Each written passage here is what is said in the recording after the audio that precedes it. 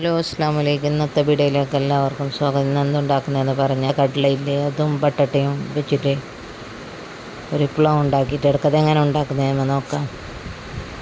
അതിന് വേണ്ടി ഞാൻ ഇതിലൊരു ചട്ടി എടുത്തിന്. അതിലേക്ക് 2 പത്ത് ചപ്പും 3-4 ഏലക്കായും, വലിയ 2 ഏലക്കായും, പിന്നെ 2-3 കഷ്ണം ഇതില്ലേ കെത്ത, പിന്നെ ഞാൻ 2 ഉള്ളി എടുത്തിന് മുറിച്ചിട്ട് അതിനിടണം. അതിട്ട് പിന്നെ ഒരു സ്പൂണ് സാജീരകം ഇടണം.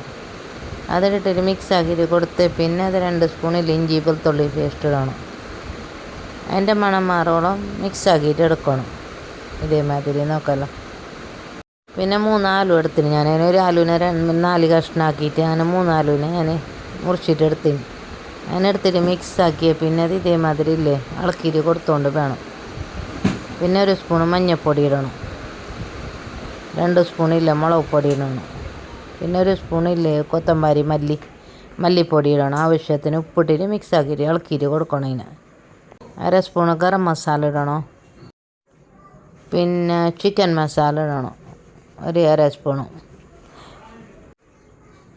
പിന്നെ 1 സ്പൂണില്ലേ ജീരകപ്പൊടി ഇടണം. 1/2 സ്പൂണില്ലേ കുരുമുളക് പൊടി ഇടണം. ഇതേമാതിരി പിന്നെ കുട്ടാവ മിർച്ചില്ലേ അതിനെ കുറച്ചിടണം, 1 സ്പൂണ് ഇത്ര. പിന്നെ ഞാനില്ലേ കറിച്ചപ്പിട്ട് പിന്നെ 5-6 മുളക് ഇല്ലേ ചുവന്ന മുളക് ഉണ്ടോ ചുവന്ന മുളക് കീറ്റാക്കിയിട്ടിടാം. പച്ചമുളക് ഞാൻ ഇട്ടത്. പിന്നെ കുറച്ച് തേര് ഇടണം. അതിനിട്ടിട്ട് നല്ല ഇളക്കിയിട്ട് കൊടുക്കണം.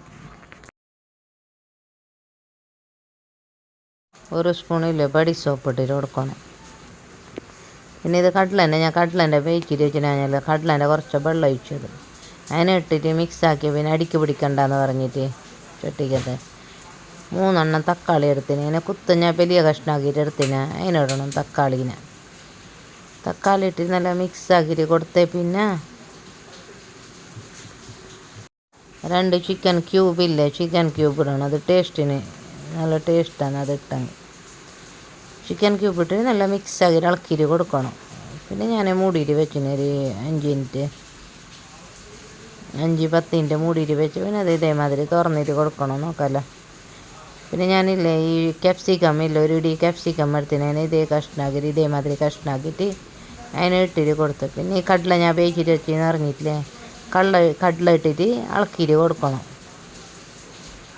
പിന്നെ ഒരു 10 മിനിറ്റ് മൂടിയിട്ട് വെക്കണം. ഇതൊരു ലിമ്പിന് ഞാനില്ലേ 5-6 കഷ്ണമാക്കിയിട്ട് ഇട്ടത്. പിന്നെ നല്ല മിക്സാക്കിയിട്ട് കൊടുത്തേ. പിന്നെ പിന്നെ ഞാൻ അരി കയറ്റി വെച്ചിന്.